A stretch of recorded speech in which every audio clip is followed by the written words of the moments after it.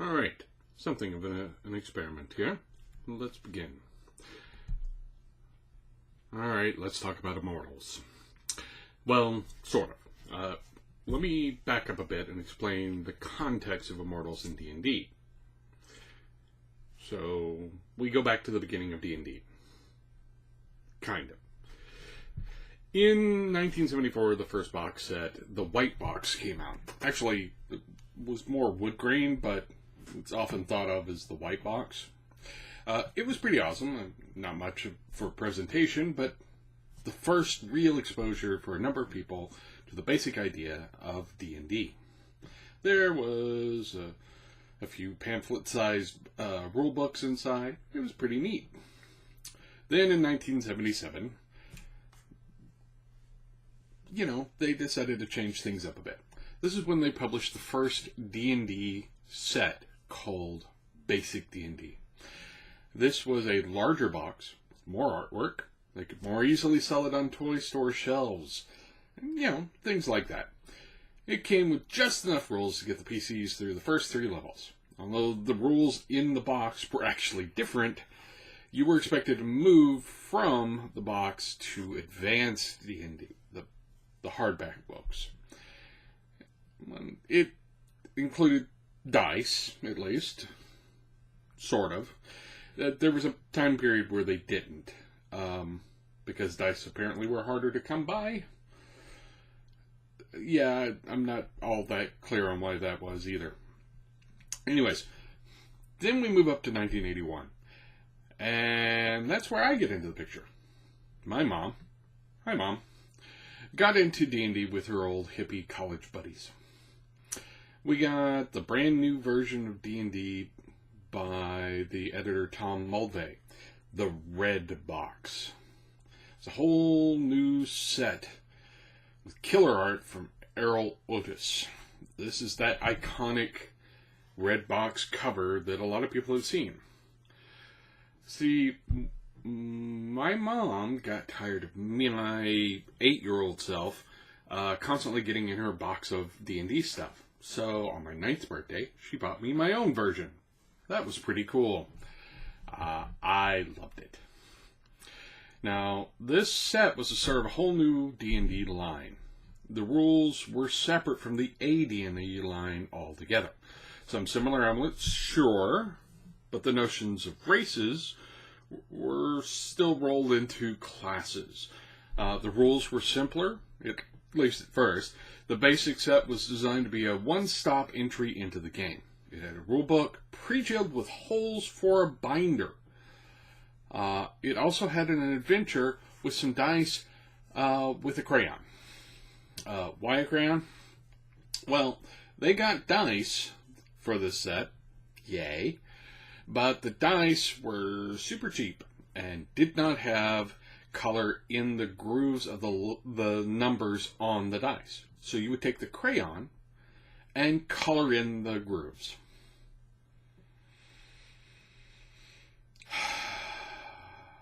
Nostalgia. I used to love those. But anyway, new basic set still covered only the first 3 levels. But unlike the previous one, they did not assume that you would just move on to Advanced Dungeons and Dragons. Instead, they had an expert set. The Blue Box, which would cover you from 4th to 13th, 4th through 14th level. Yeah, that's it. 14th. Anyways, it was pretty awesome as well. The cover art, also by Errol Otis, had an image of a wizard looking through the mists at the cover of the first book, the first box set. It was amazing. Again, rule book, adventure, hole punches, the whole 9 yards, just like the first set. Kind of neat. And they were going to continue beyond that, but they kind of had to start over. Kind of. In 1983, a revised set of the rules were launched. These were written by Frank Mentzer. These rules were only slightly altered. but not a lot. The presentation was different, though. Different artists were involved, and a different way of teaching players how to play was written into the rules. Now, while the Mulvey set is iconic, the imagery of it, the Mincer set actually ran longer and created more of the D&D separate line for the box sets. It, like I said, it lasted longer. Went from 83 to the early 90s in that iteration of the rules. The rules in AD&D were also going at the same time, and for a lot of people, that was Dungeons and Dragons.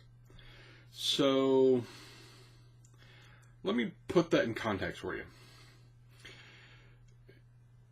AD&D was a much more elaborate rule set. The options for playing characters were different from in the box sets and the advanced sets. In the box set, I could play an elf. Not elf ranger or fighter or what have you, just an elf. In AD&D, I could play an elven wizard, or fighter, or an elven rogue, or an elven cleric. And you had more races to choose from, more classes to choose from. There were just a lot more options. There were several monster manuals that were published for it. And, it was a completely different experience after you started adding in everything. Yes, the base rules were pretty much the same. There were D20s involved. You rolled your stats. You had your hit points. You would level. Those basic concepts would remain the same, but the implementation was pretty different in that you had a lot more options to play with.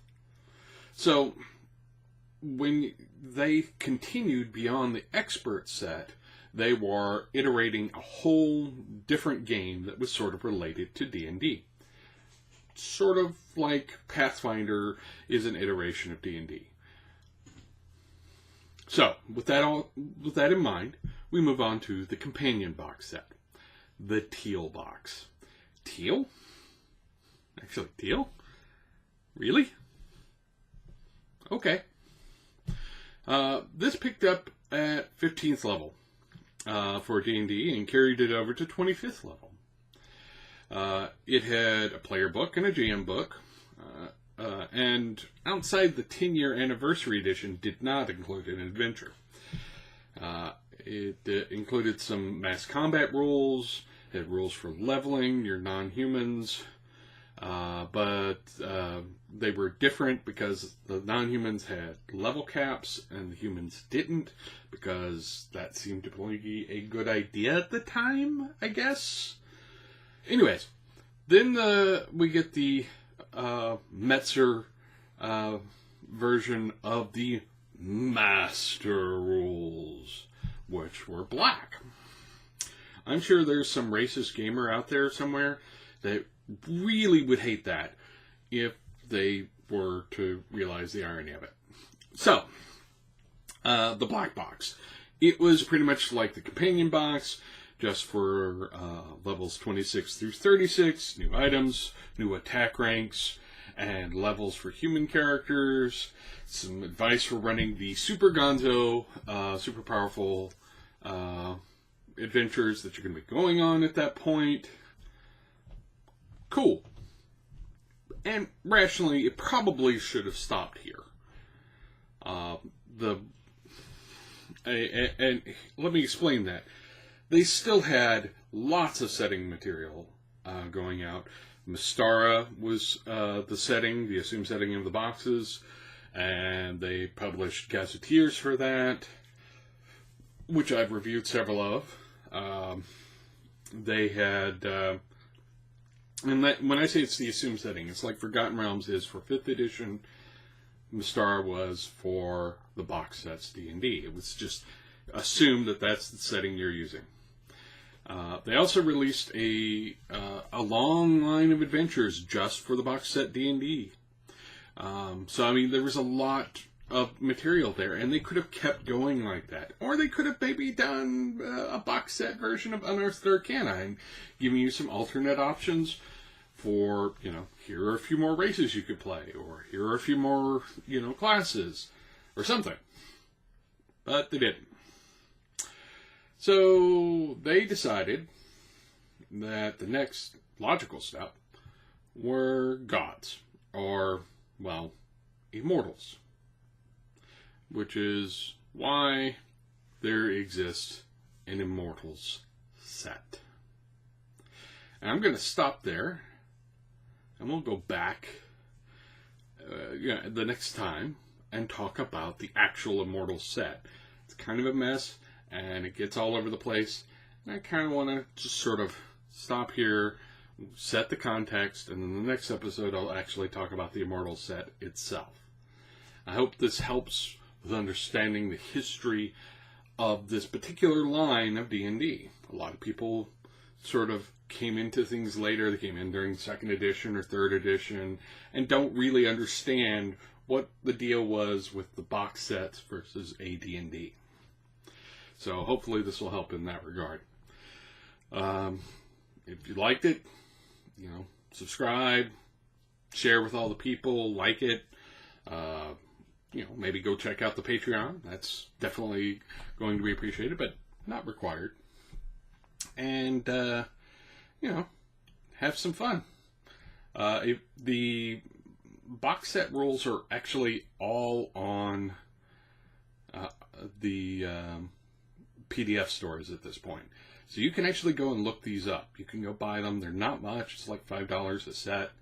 The Rules Cyclopedia, which you may have seen, is a collected version of those rules.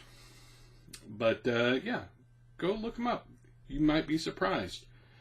Anyway, thanks for watching, and you have yourself an excellent day.